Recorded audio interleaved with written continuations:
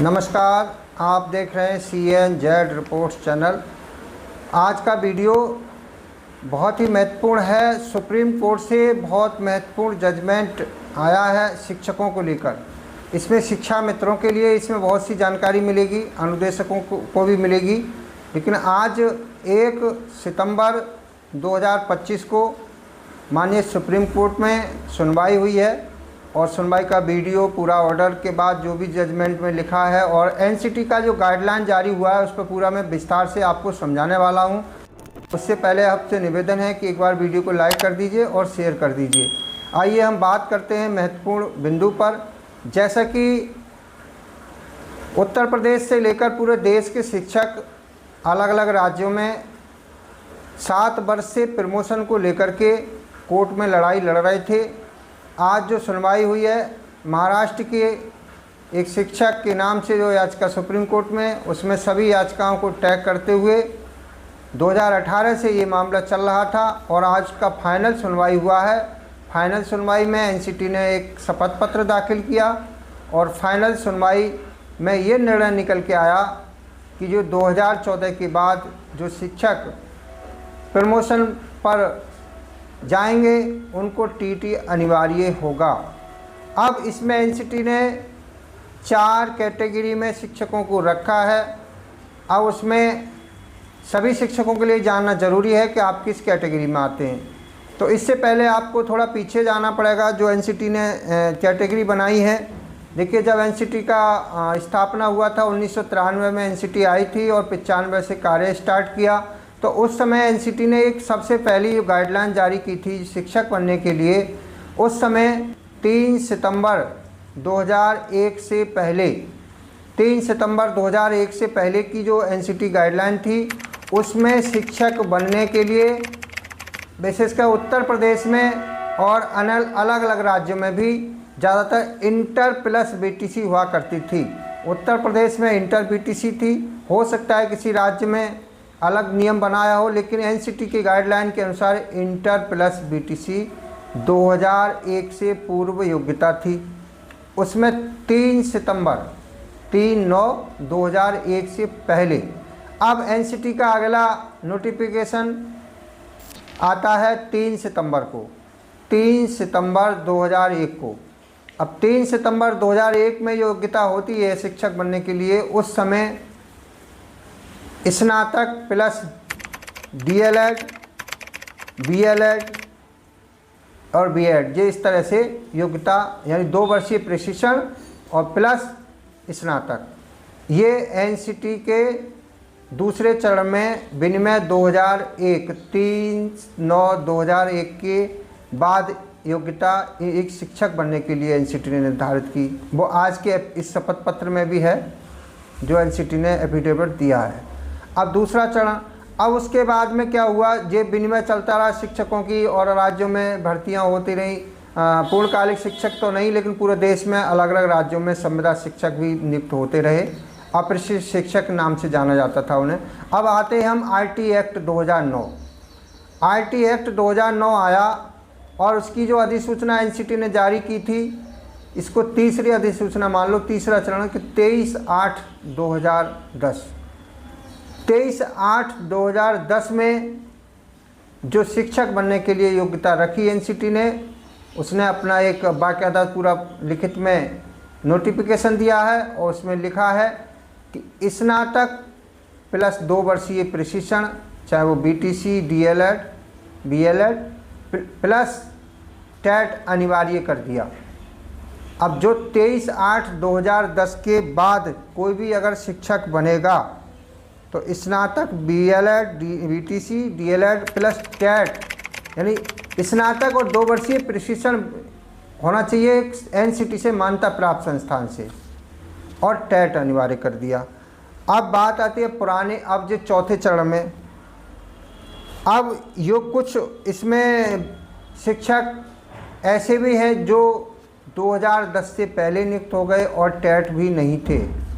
बहुत सारे शिक्षक ऐसे टीटी के बिना शिक्षक बने हैं, आज भी हैं। लेकिन अब वो प्रमोशन की मांग चल रही है, तो चौथा चरण एनसीटी ने जारी किया है इसमें कहा है कि 23 अगस्त 2010 के बाद जो भी शिक्षक यानी प्रमोशन लेंगे, वो बेशक टीटी पास नहीं है, अगर प्रमोशन लेना है तो 2014 के बाद जो शिक्षक अगर शिक्षक प्रमोशन पर जाएंगे तो उनको टीटी अनिवार्य कर दिया गया है, चाहे वो 2010 के पहले के हों चाहे 2010 के बाद के हों, सभी को टीटी अनिवार्य कर दिया गया है। अब हम बात करेंगे, ये तो हो गया एनसीटी का नोटिफिकेशन। उसके बाद उसने एक और गाइडलाइन में लिखा है कि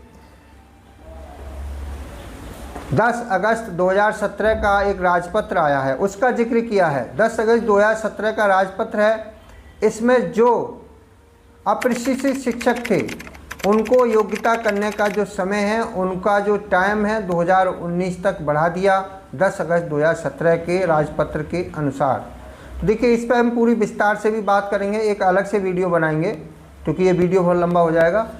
हमने आरटी एक्ट का जो पूरा अध्ययन किया है, आरटी एक्ट का पेज नंबर 8 और उसमें बिंदु नंबर 4 है, जिसमें 23 अगस्त 2010 की अधिसूचना 23A का पैरा 1 और 3A के अनुसार जो भी टेट की अनिवार्यता लागू की गई है, उसमें शिक्षक बनने के लिए टेट अनिवार्य किया गया है। उनके लिए अनिवार्य किया है टीटी जो 23 अगस्त 2010 के बाद के नियुक्त होंगे। जिनकी नियुक्ति 2010 से पहले की है उनको टीटी नहीं अनिवार्य होगा। अब इसमें बात प्रश्न तो बनते हैं, बहुत सारे प्रश्न बनेंगे। शिक्षा मित्र सभी 23 अगस्त 2010 से पहले के हैं, क्योंकि एनसीटी का जो गाइडलाइन है, हम आपको थोड़ा शिक्षा मित्रों के बारे में बता दें। शिक्षा मित्रों के साथियों के बहुत फ़ोन आ रहे हैं, मैसेज भी आए हैं, तो इसमें हम थोड़ा सा सही से जानकारी पूरी दे दें और इसके लिए हम अलग से एक वीडियो बनाएंगे। उसमें विस्तार से कोर्ट से संबंधित, सुप्रीम कोर्ट से जो भी शिक्षा मित्रों से रिलेटेड, हाई कोर्ट से सुप्रीम कोर्ट, सरकार की पूरी जानकारी हम उसमें देंगे। लेकिन इसमें हम शॉर्ट में बता दें कि शिक्षा मित्रों की जो नियुक्ति हुई थी वो 26 मई 1999 के शासनादेश के तहत हुई थी। वो 2001 से पहले हुई थी। तो उस समय शिक्षा मित्रों को जो योग्यता रखी थी, उस समय अप्रशिक्षित शिक्षक भर्ती किए गए थे। उस समय इंटर पास योग्यता रखी गई थी। इंटर पास रखी गई, बेशक शिक्षा मित्र चाहे कोई अपर योग्यता, चाहे स्नातक है या परास्नातक थे, वो अलग बात थी, लेकिन इंटर पास पर भर्ती किया गया था मेरिट के आधार पर। अब शिक्षा मित्रों की भर्ती जो हुई लगातार 1999 से लेकर के 2009 तक हुई थी।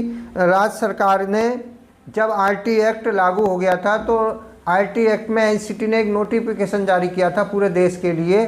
उस नोटिफिकेशन में ये कहा था, जो नोटिफिकेशन 1 अप्रैल 2010 को जारी किया था, उसमें ये कहा था कि पूरे देश में कोई भी अब अप्रशिक्षित शिक्षक भर्ती नहीं होगा, चाहे वो उत्तर प्रदेश में शिक्षा मित्र हों, चाहे वो हिमाचल में पैरा टीचर हों, चाहे बिहार में नियोजित शिक्षक हों, चाहे मध्य प्रदेश में अतिथि शिक्षक हों, जिस भी राज्य में जो भी हैं, सभी राज्यों के लिए एक नोटिफिकेशन दिया। और उसी क्रम में, उस आदेश के पत्र संख्या के क्रम में राज्य उत्तर प्रदेश की सरकार ने 2 जून 2010 को तत्काल शिक्षा मित्रों की भर्ती प्रक्रिया पर रोक लगा दी थी।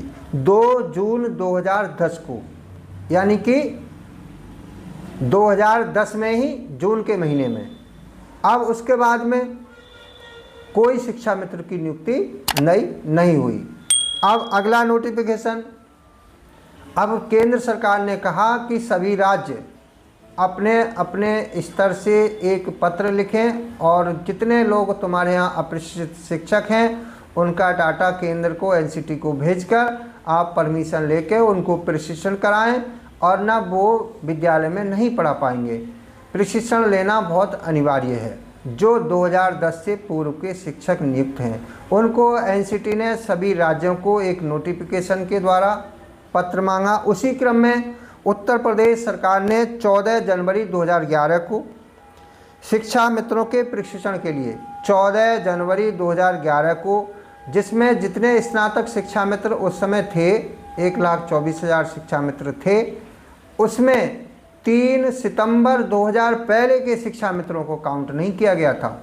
जो 3 सितंबर 2000 पहले से शिक्षा मित्र नियुक्त हुए थे, 3 सितंबर 2001 से पहले और 99 के बीच में, तो उनको छोड़ के 1,24,000 की परमिशन ले ली। उस समय बीएसपी की सरकार थी, बहन जी की सरकार थी। अब ये तो पत्र भेजा तो एनसीटी ने परमिशन दे दिया कि आप इनको प्रशिक्षण कराइए, और प्रशिक्षण का एक कार्यक्रम भी 2011 में ही वो एक लेटर जारी हुआ। उस कार्यक्रम के अनुसार राज्य सरकार ने उनको प्रशिक्षण करा दिया। लेकिन इसके जवाब में जब प्रशिक्षण हो गया तो राज्य सरकार ने नियमावली बना करके शिक्षा मित्रों को 2010 से पूर्व की नियुक्ति मान करके, और एनसीटी की गाइडलाइन का हवाला बताया कि ये 2010 से सभी पहले के नियुक्त हैं, इन पर टीटी लागू होता नहीं है। तो जैसे ही वो प्रशिक्षण प्राप्त कराया 2012-13 में और 14 में और 15 में दोनों बैच को शिक्षक बना दिया। 1,37,000 शिक्षक जो स्नातक थे, और 2 वर्षीय प्रशिक्षण राज्य सरकार ने केंद्र की परमिशन से कराया। उस समय 14 जनवरी को राज्य सरकार ने पत्र भी भेजा था कि शिक्षा मित्रों को टेट से छूट दी जा रही है, तो उसके लिए केंद्र परमिशन दे। लेकिन उसका जवाब केंद्र से लेट आया। तब तक सुप्रीम कोर्ट और हाई कोर्ट में शिक्षा मित्रों के मामले कोर्ट में चले गए। उस समय 2014 में केस पड़ गया था। पहले प्रशिक्षण के खिलाफ पड़ा, तो प्रशिक्षण कोर्ट ने वैध कर दिया 2015 में। उन्हीं जजों ने जिन्होंने समायोजन निरस्त किया था, प्रशिक्षण को वैध बता दिया। उसके बाद में जब सुनवाई हुई तो कोर्ट ने कुछ विपक्ष के जो लोग थे, कुछ लोगों ने कहा कि हम बीटीसी हैं और ये लोग शिक्षक बनाए जा रहे हैं, हमारा हक प्रभावित हो रहा है। जबकि उन लोगों का हक प्रभावित नहीं हो रहा था, क्योंकि वो 2010 के बाद के बीटीसी बीएड थे। जो भी बीटीसी थे वो 2011 और 12 के थे जो कोर्ट में गए थे। लेकिन जब शिक्षा मित्र नियुक्त हुए थे उन लोगों ने उन पर कोई ऑब्जेक्शन नहीं किया था, ना एनसीटी ने कोई ऑब्जेक्शन किया था। तो ये बहुत बड़ी चूक है उसमें कोर्ट की और राज्य सरकार की कि शिक्षा मित्रों को 10 साल तक नियुक्ति हुई, किसी ने ऑब्जेक्शन नहीं किया। जब वो नियमित होने लगे तो ऑब्जेक्शन करने लगे। उन लोगों को अधिकार नहीं था, लेकिन कोर्ट के द्वारा समायोजन निरस्त हो गया। उसी पीरियड में जब 25 जुलाई 2017 को समायोजन निरस्त हो गया था, तो 10 अगस्त 2017 का राजपत्र आया है। तो राजपत्र में 2 साल का समय और दिया गया था 2019 तक।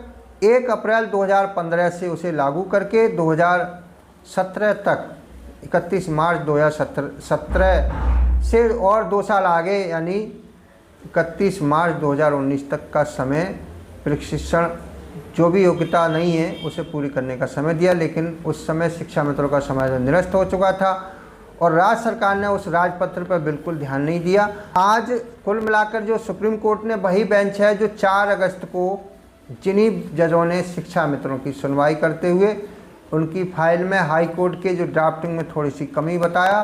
बोले ये बार बार कोर्ट में आते हैं, ये तो कई बार पार्टी बने, ये कहते हैं हम शिक्षा मित्र को सुना ही नहीं गया है, शिक्षा मित्र पार्टी नहीं थे। हाई कोर्ट में 2 जगह पार्टी बने हैं, उसमें कमी निकाल करके केस को विड्रॉल हो गया था, केस वापस लिया था शिक्षा मित्रों का। और इन्हीं जजों ने सुनवाई की थी जो आज शिक्षकों के मामले में जस्टिस दीपांकर दत्ता ने जजमेंट दिया है। तो आज क्लियर हो गया कि जो भी प्रमोशन लेंगे वो शिक्षकों को टीटी अनिवार्य होगा, जो टीटी नहीं है उनको प्रमोशन नहीं मिलेगा। तो साथियों ये वीडियो आपको कैसा लगा? आपको वीडियो अच्छा लगा तो लाइक करिए, शेयर करिए। अगला वीडियो शिक्षा मित्रों और अनुदेशकों के लिए कल को आपको मिलेगा, आप उसे ज़रूर देखिएगा। धन्यवाद।